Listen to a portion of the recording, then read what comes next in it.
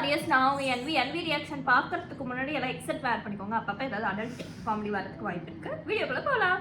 சென்னையில ஏரியாவே தெரியாத ஒரு இடத்துல உங்களை போய் நான் விட்டுறேன். இந்தியா ஃபுல்லா ஃபேமஸ் போல, யாரை சொல்றாங்கன்னு தெரியல. எங்க வீட்டுக்கு போயிடுவீங்களா? போயிடலாம். என்ன இவ்வளவு கான்பிடண்டா சொல்றீங்க பிரதர்? எங்க இருந்தாலும் போயிடுவீங்களா? கண்டிப்பா போயிடுவேன். எனக்கு தெரிஞ்சது ஒரே ஒரு வீடு. மாமா என்ன வீடு? த்ரிஷாவோட வீடு. த்ரிஷா வீடா? அது எங்க விட்டா நான் அங்கதான் போவேன். எங்க விட்டாலும் த்ரிஷா அவங்க வீட்டு தான் போவீங்க.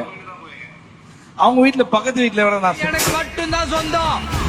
அவளுக்காக நான் என்ன வேணாலும் செய்வேன்.